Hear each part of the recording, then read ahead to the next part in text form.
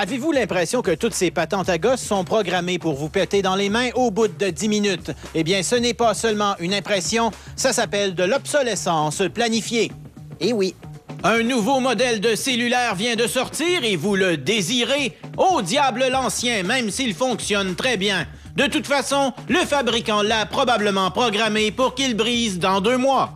En fait, l'obsolescence, c'est la programmation de la fin des produits, en quelque sorte. C'est un concept qui est né au début de l'industrialisation. On s'est emballé un peu avec la production, trop de choses dans les entrepôts. On avait le choix, ou bien on vendait plus, ou bien on produisait moins. On a choisi de vendre plus. L'obsolescence planifiée, c'est vraiment une stratégie qui est mise en place par les fabricants. Donc, de façon délibérée, ils vont définir une période au bout de laquelle un objet ne devrait plus être durable ou ne devrait plus être désirable ou fonctionnel. D'un côté, les producteurs font en sorte que les lave-vaisselle, les magnétoscopes, les micro-ondes durent moins longtemps qu'avant. On le voit quand on regarde autour de nous.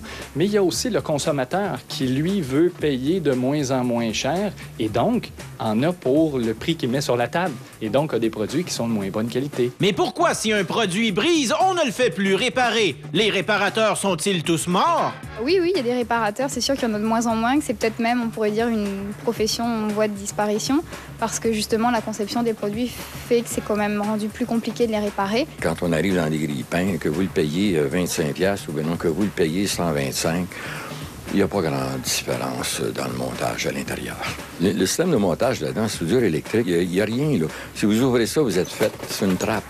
On ne veut pas les faire réparables. Puis en plus, pire que ça, les compagnies ont sorti des outils, des vis spéciales comme les Torx, là, qu'on voit souvent, des vis qui ne se dévissent pas.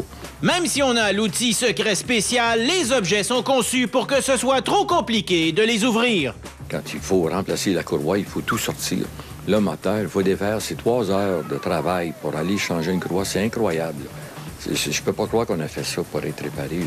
Plusieurs produits sont équipés de fusibles qui coûtent 3 $ qui ne demandent qu'à être changés pour redonner 10 ans de vie à votre appareil. Mais encore, faut-il être capable de les remplacer? Je vous défie de le faire dans un ventilateur.